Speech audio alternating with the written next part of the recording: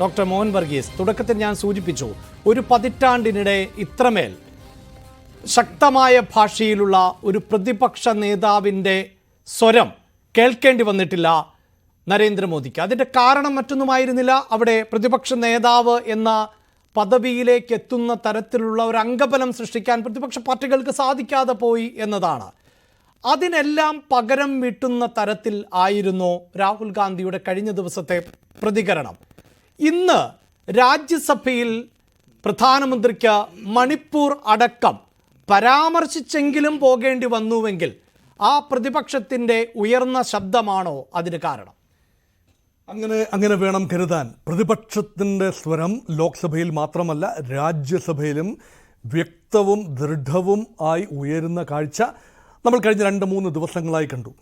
പ്രധാനമന്ത്രി പ്രതിപക്ഷ നേതാവിൻ്റെ വാക്കുകൾക്ക് മറുപടി പറയേണ്ടി വന്നു. പറഞ്ഞു എന്നല്ല, പറയേണ്ടി വന്നു എന്ന് പറയുന്നതാണ് ശരി. ഇവിടെ രാജ്യസഭയിൽ ആദ്യമായി മണിപ്പൂർ വിഷയം പ്രധാനമന്ത്രിയുടെ വായിൽ നിന്നും മണിപ്പൂരിനെ കുറിച്ചൊരു സംസാരം ആദ്യമായിട്ടാണ് ഇത്രയും കാലം വന്നത്. അത് മണിപ്പൂരിനെ കുറിച്ച് സംസാരിക്കാനായി പ്രധാനമന്ത്രിയെ സഭയിൽ വരുത്തുന്നതിനു വേണ്ടി 17ാം ലോക്സഭയുടെ കാലത്ത് അവിശ്വാസ പ്രമേയം വരെ കൊണ്ടുവന്നതാണ് പ്രതിപക്ഷങ്ങൾ. എന്നിട്ടും കാര്യമായ ഒന്നും തന്നെ പ്രധാനമന്ത്രിയുടെ ഭാഗത്തുനിന്ന് ഉണ്ടായില്ല. പക്ഷേ ഇന്ന് അത് സംഭവിച്ചിരിക്കുന്നു. അത് തീർച്ചയായും കാട്ടുന്നത് ശക്തമായ ഒരു പ്രതിപക്ഷ സാന്നിധ്യം, പ്രതിപക്ഷ നേതാവെന്ന് മാത്രമല്ല ഒരു പ്രതിപക്ഷ സാന്നിധ്യം. ഇവിടെ ഈ ആകമാന ചിത്രം നോക്കുമ്പോൾ പ്രതിപക്ഷത്തെ എല്ലാ സ്വരങ്ങളും ചേർന്ന് ഒരു സിംഫണി പോലെ ഒരു വ്യക്തിയിലേക്ക് കേന്ദ്രീകരിക്കുന്ന കാഴ്ച നമ്മൾ കണ്ടു. അത് കഴിഞ്ഞ ലോക്സഭയിൽ ഉണ്ടായിരുന്നില്ല.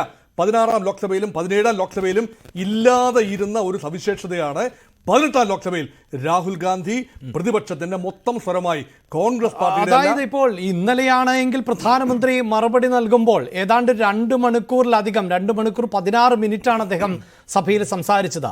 ആ 2 മണിക്കൂറും പ്രതിപക്ഷ നിരയിൽ നിന്ന് മുദ്രാവാക്യങ്ങൾ ആവർത്തിച്ചുകൊണ്ട് ഇരുന്നു.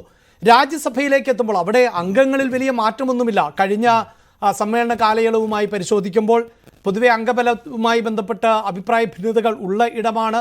മുതിർന്ന നേതാക്കളാണ്, എക്സ്പീരിയൻസ് ഉള്ള നേതാക്കളൊക്കെയാണ് അവിടെ ഉള്ളത്. അവിടെയും അതിൻ്റെ ഒരു പ്രതിഫലനം കാണാൻ സാധിച്ചോ ശ്രീ മോഹൻ വർഗീസ്? തീർച്ചയായിട്ടും അങ്ങനെ കാണാൻ സാധിച്ചു അഭിലാഷ്. ഇത് ഫ്ലോർ കോർഡിനേഷൻ എന്ന് പറയും.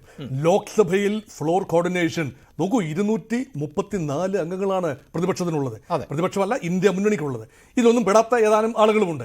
ഈ സ്വരങ്ങളെല്ലാം കൂടി ഏകോപിപ്പിച്ച് ഭരണപക്ഷത്തിന് എതിരെ അണിനിരത്തുക എന്ന് പറയുന്നത് അതീവ ശ്രമകരമായ ഒരു ദൗത്യമാണ്. ആ ദൗത്യം നല്ല ഫ്ലോർ മാനേജ്മെന്റിലൂടെ കഴിയുന്നുണ്ട് എന്ന് വേണം കരുതാൻ. അത് മാത്രമല്ല, രാജ്യസഭയിൽ ഇപ്പോൾ 86 പേര് മാത്രമാണ് ഇന്ത്യ മുന്നണിക്കുള്ളത്.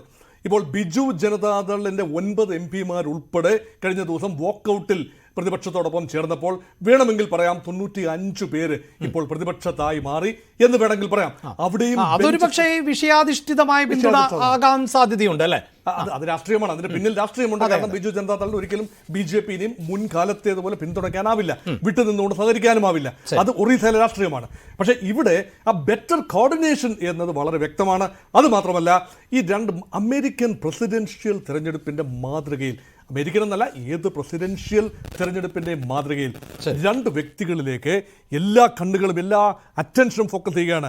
ഒരു വശത്ത് മഹാമേരു പോലെ നിൽക്കുന്ന ശ്രീ നരേന്ദ്രമോദി കഴിഞ്ഞ 10 വർഷമായി നിന്നതുപോലെ തന്നെ അതുപോലെ തന്നെ നിൽക്കുന്നു. ആ ശൈലിയിൽ യാതൊരു മാറ്റവുമില്ല. ഒരു ചെറിയ പതർച്ചയുണ്ട് എന്ന് പറയാമെങ്കിൽ ശൈലിയിൽ മാറ്റമില്ല. എന്നാൽ മറുവശത്ത് മൊത്തം പ്രതിപക്ഷത്തിന് സ്വരമായി രാഹുൽ ഗാന്ധി വരുമ്പോൾ എണ്ണി വളരെ സ്റ്റഡീഡ് സ്പീച്ച്. എനിക്ക് തോന്നുന്നത് 1 മണിക്കൂറുള്ള സ്പീച്ച്, 1 മണിക്കൂർ 40 മിനിറ്റ്, അതായത് 101 മിനിറ്റുള്ള സ്പീച്ച് അദ്ദേഹം ദിവസങ്ങളോളമുള്ള തയ്യാറെടുപ്പോടുകൂടി തന്നെയാണ് ഈ 100 മിനിറ്റിനുള്ളിൽ പറയേണ്ട എല്ലാ കാര്യങ്ങളും അടുക്കി ഒതുക്കി പറയുകയും, അത് മാത്രമല്ല കൊള്ളേണ്ടടുത്ത് കൊള്ളുകയും കൊള്ളിക്കേണ്ടടുത്ത് കൊള്ളിക്കുകയും, പരിഹാസത്തിന്റെ കുരമ്പുകൾ ഉൾപ്പെടെ.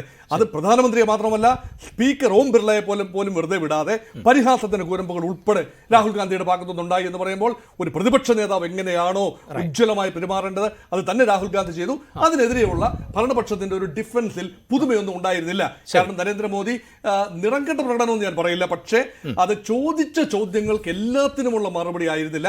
മറിച്ചൊരു വലിയ റെറ്ററിക്, പതിവ് പോലെയുള്ള ഒരു മോദി റെറ്ററിക് ആയിരുന്നു ഉണ്ടാകുന്നത്. ബാലക് എന്ന് വിളിച്ചുകൊണ്ട് ഈ ഒരു രാഹുൽ ഗാന്ധിയെ പോലെ ഒരാളെ 20 വർഷത്തെ പാർലമെന്ററി പരിചയമുള്ള ഒരാളെ മറ്റുള്ളവർ പപ്പു എന്ന് വിളിക്കുന്ന മനസ്സിലാക്കാം. പക്ഷേ ഈ കേവലം ബാലകനാണ്, നീ കൊച്ചു കുട്ടിയാണ്, മോഹൻലാലിന്റെ സിനിമയിലൊക്കെ ഡയലോഗ് പറയുന്ന പോലെ നീ കൊച്ചു കുട്ടിയാണ്, നിനക്കൊന്നും അറിയില്ല എന്ന് പറയുന്ന ലാഘവത്തോടെ പ്രധാനമന്ത്രി സംസാരിക്കുമ്പോൾ അവിടെ ഒരു സ്റ്റേറ്റ്സ്മാൻഷിപ്പിന്റെ കുറവുണ്ട്. ഉയർത്തുന്ന ചോദ്യങ്ങൾക്കുള്ള സിസ്റ്റമാറ്റിക്കായ മറുപടിയാണ് പ്രതീക്ഷിക്കുന്നത്.